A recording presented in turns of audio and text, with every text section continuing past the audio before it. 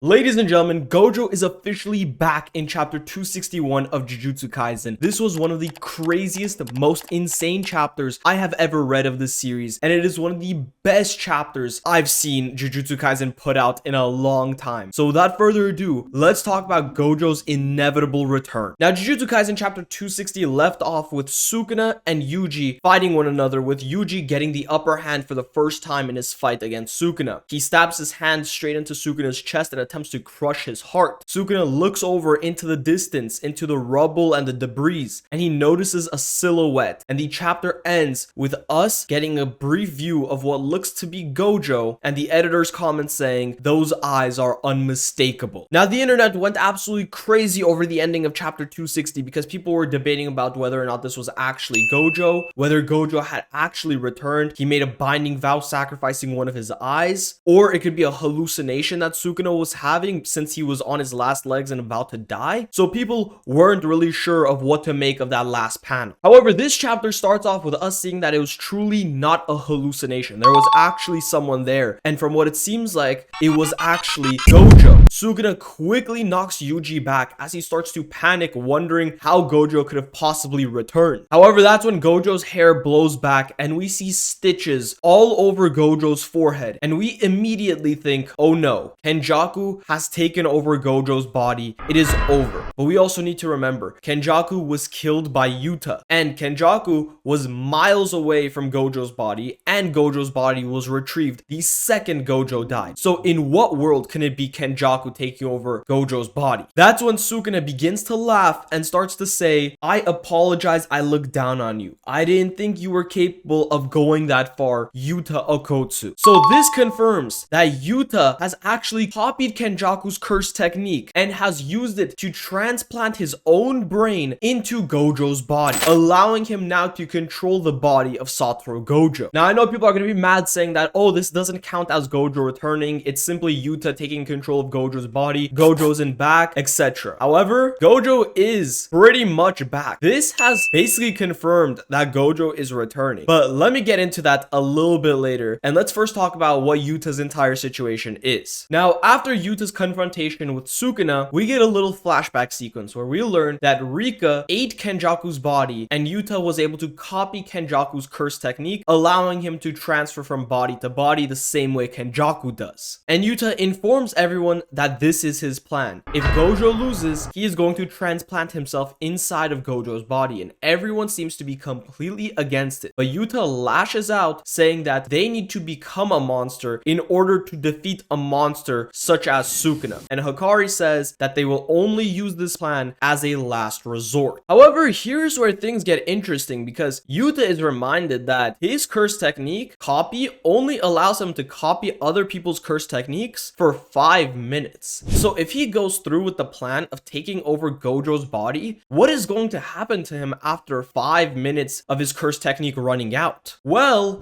Mei brings up 3 possible solutions, and I want you guys to remember these solutions because these details are going to be crucial as to why Gojo is actually going to return. Mei says either 1, Yuta will die immediately after the transfer is complete, 2, Yuta will die after 5 minutes, or 3, he gets stuck inside of Gojo's body permanently and loses his own curse technique and his own body. I'll get into as to why that's important later on. We then get another flashback of Yuta talking to Gojo, and Yuta informs Gojo of his plan, and Gojo seems to be completely fine with it and says that he has no intention of dying, so he doesn't care what Yuta does if he does die. Then we learn that Yuta is actually a descendant of both the Fujiwara clan and the Sugawara clan, and he is a very distant relative to Gojo. And Gojo actually makes a very interesting point, saying that Yuta's bloodline is better than his own. Gojo then goes on to kill all the higher-ups, saying that he needs to become a monster the same way as Geto did. And the crazy part about all of this is that we've realized now that both Geto and Gojo were on the same journey, and their journeys ended the same exact way, with their bodies being controlled. We then see how Yuta's body was actually transferred over to Gojo's, and Gojo's body was fully stitched up and healed. revealed. And then we finally cut back to the fight between Yuta and Sukuna, where Yuta is once again controlling Gojo's body. And the both of them enter a domain clash. And the chapter ends with Infinite Void versus Malevolent Shrine, and the editor's comment saying the revenge match begins. So this was a crazy chapter, but a lot of people are saying that this now fully confirms that Gojo Satoru is dead and he is not coming back. And to those people, I just have to say, no, it does not. If anything, this chapter has shown that Gojo is more than capable of coming back. And let me explain why. A very early theme of Jujutsu Kaisen revolved around the body and the soul and the relationship between the two. And this was introduced since Mahito was introduced. Mahito's entire character revolved around the body and the soul. Mahito believed that the soul came before the body and that the body was created to be around the soul. And then he goes on to have this exact same conversation with Kenjaku. And Kenjaku says, you theorize that the soul came before the body, but the body is the soul and the soul is the body. And we've seen time and time again for this to be the case. It is true that in Jujutsu Kaisen, the body and the soul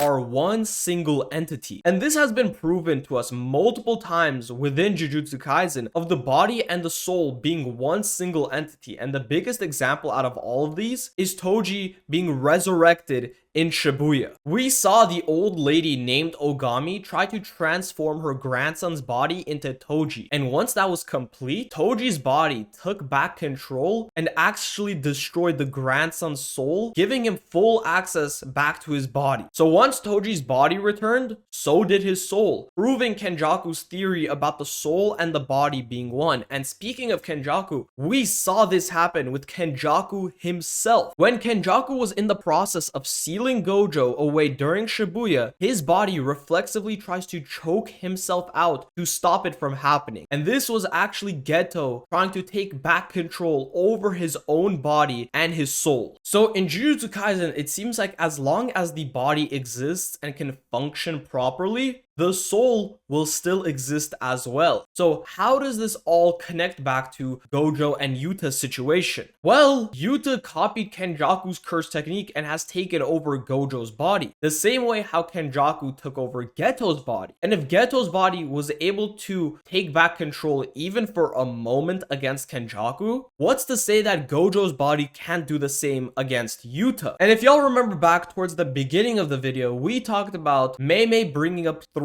very important possibilities that Yuta could face after taking over Gojo's body. One of the main possibilities for Yuta's fate is that he will die after 5 minutes, because Yuta's copy technique only lasts for 5 minutes. So after 5 minutes, he will no longer be able to copy Kenjaku's curse technique, and there is a big chance he will die, he will lose his own body, and he will lose his own soul. However, if he loses his soul inside of Gojo's body, what's to say that Gojo's soul can't take back control of his own body? Again, bodies and souls have been a major theme since the start of Jujutsu Kaisen. And the fact that this idea hasn't been fully explored and has only been hinted at, especially in Shibuya, with Geto trying to take over Kenjaku's body, I feel like Gege Akutami has been trying to set up something more with this plot point. I doubt he would show that it's possible for the body to take over the soul if he wasn't planning on doing something important with that detail later on. So ladies and gentlemen, it is extremely possible that Gojo is going to make his return. And if anyone has a special soul and body, it is 100% Gojo Satoru. So it is possible that we will lose Yuta, but in exchange for Gojo, and honestly, I'm willing to take that deal. Anyways, with all that being said, I hope you guys enjoyed the video, and make sure to like and subscribe, and let me know what other videos you guys want to see in the future. I hope you all have a great rest of your day, and I'll see you guys on the next one.